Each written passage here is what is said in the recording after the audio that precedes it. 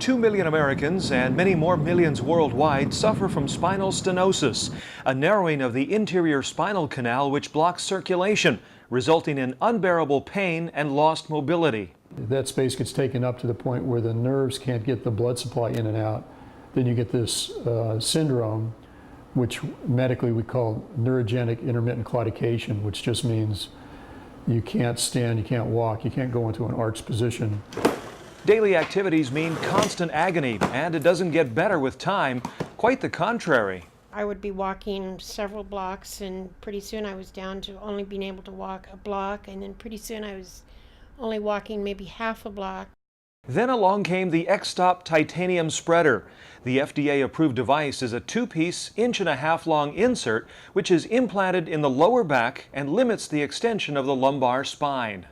So if the patient comes in and they say, "Doc, I'm okay as long as I can sit, but as soon as I stand or walk very long, I have to bend over or sit down." This is the perfect patient for the X-Stop device because all we have to do is identify the abnormal area, put the device in. If the patient's comfortable sitting, then the device will work.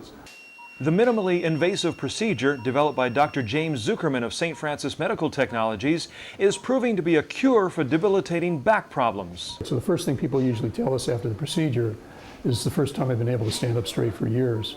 One fellow who came to me, the first time I saw him, he was curled up in a ball on the floor.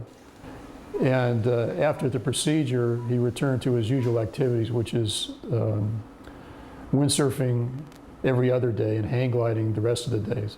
It would take a lifetime to see all the sights and explore all the trails the San Francisco Bay Area has to offer. Tessie Rodriguez was well underway, though, with a passion for anything outdoors.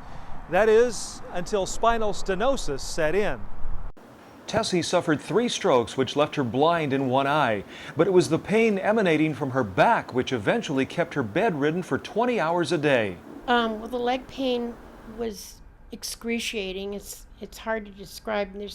It's a blessing that after you have pain, you usually forget it. But I can recall when I went into the hospital that morning, I could not walk across the street. I barely made it to the car to get there. Shirley Streifer was already a veteran of traditional back surgery. Prior to the X-Stop procedure at St. Mary's Medical Center in San Francisco, her options were limited. My alternative to the X-Stop was a fusion of 4.5 hours of surgery. Okay, Shirley, let us know if you have any discomfort. Instead, Dr. Zuckerman inserted the X-Stop under local anesthetic. The incision is about 1.5 inches long, and then we simply spread the tissue down to this thick tissue called fascia, and then we simply go on either side of it. So we make a cut on either side of it, leave it in the middle, and then just spread the muscle off the side.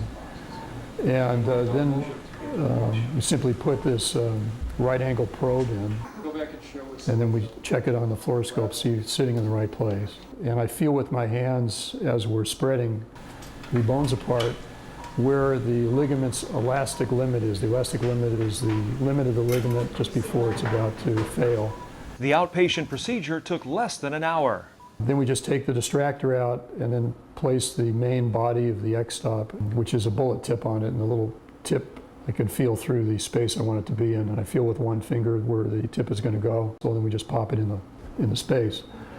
Following a short recovery time, there's a rediscovered freedom of movement. 3 days later, I walked 3 blocks, the next day 4 blocks, and to me it opened the gates for me, let me out of prison.